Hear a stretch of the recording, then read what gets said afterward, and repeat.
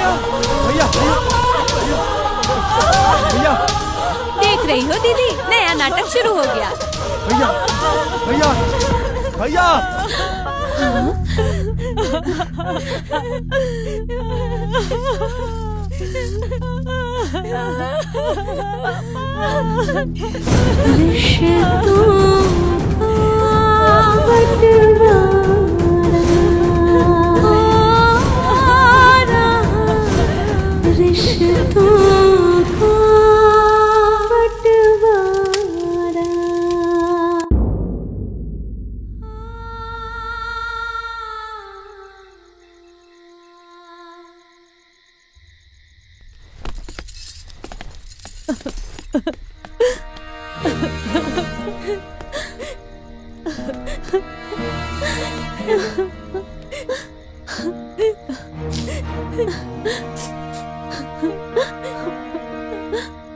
माँ चुप हो जाओ।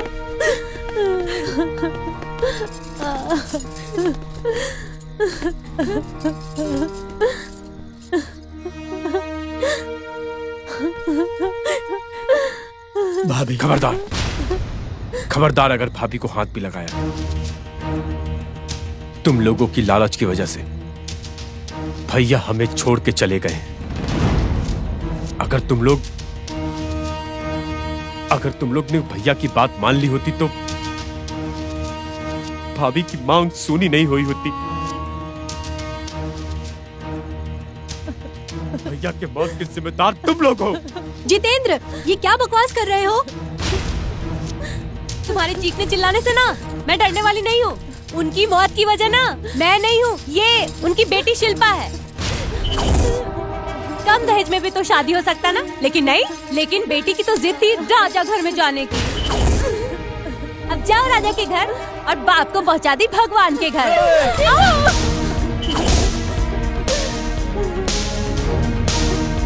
क्या चाहते हो तुम?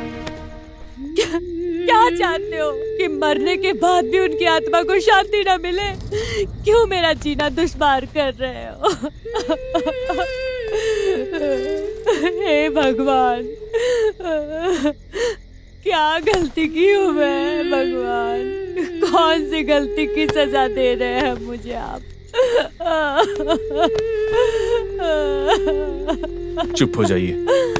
चलो छुटकी, इन लोगों से तो मुंह लगना भी बेकार है। चलो यहाँ से चलो।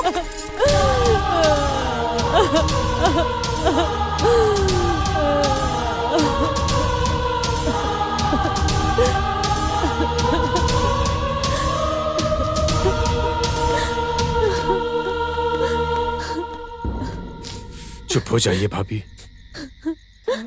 इन पापियों को मासूम बच्ची पर भी दया नहीं आई। बेटा, मेरा बेटा।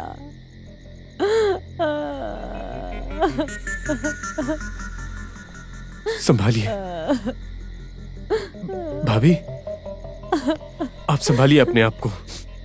मैं शिल्पा को देख कर आता हूँ। मैं शिल्पा को देख के आता हूँ भाभी। शिल्पा, शिल्पा, ए, शिल्पा! छोड़िए मुझे, मर जाने दीजिए। दिमाग खराब हो गया तुम्हारा? हाँ? मर जाने दीजिए चाचा। मेरे वजह से मेरे पापा मुझे छोड़ के चले गए।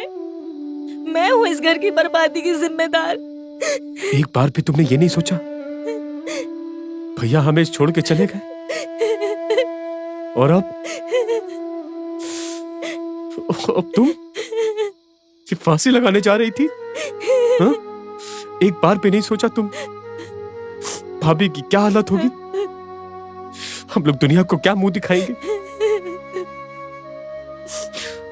अरे पागल, भले भैया इस दुनिया में नहीं रहे लेकिन मैं अभी भी जिंदा हूं और जब तक मैं जिंदा हूं तुम लोगों को कोई चिंता करने की जरूरत नहीं है। अब ये समझो कि मैं ही तुम्हारा बाप हूं। चाचा। अरे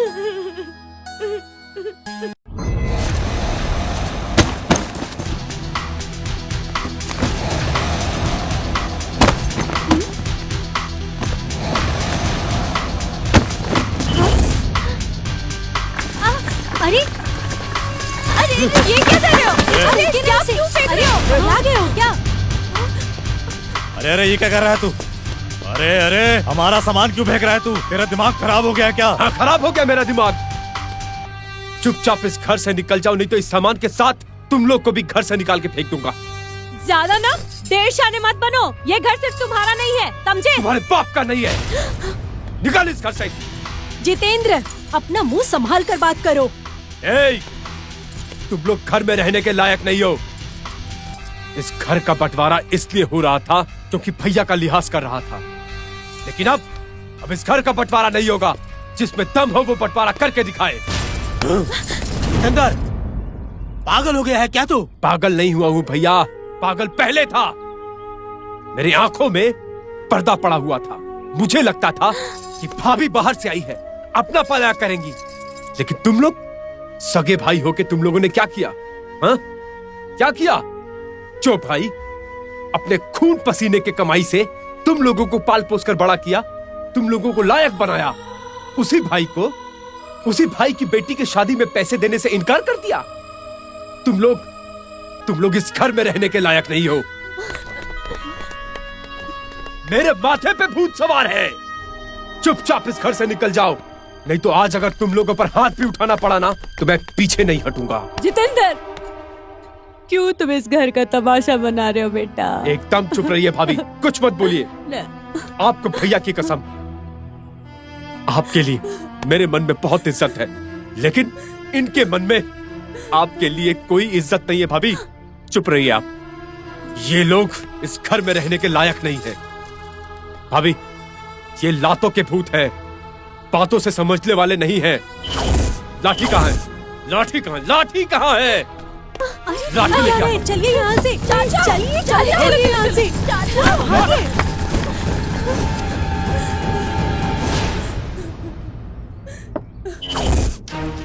उन लोगों को कुत्ता बना के नहीं छोड़ा ना, तो मैं भी अपने बाप की बेटी नहीं। बहुत गर्मी चढ़ गई है ना? क्या समझते हैं खुद को? ऐसा सबक सिखाऊंगी ना कि मेरे आगे पीछे दुम हिलाते फिरेंगे। लेकिन छुटकी, ये कैसे होगा? अरे उसके सर पे तो खून सवार है। हम लोगों के घर और खेत पर कब्जा कर लेगा। मेरे नानी घर में भी ऐसा ही हुआ। उनके दोनों भाई मिलकर मामा जी का घर द्वार सब कब्जा कर लिए और मामा जी को मार कर उनके दोनों पैर तोड़कर खटिया पर लिटा कर अस्पताल ले गए। आज भी छुटकी, आज भी 10 साल बाद मामा जी ठीक से खड़े नहीं हो सकते हैं। कहीं हम लोग के साथ भी ऐसा। अरे चुप रहो तुम लोग।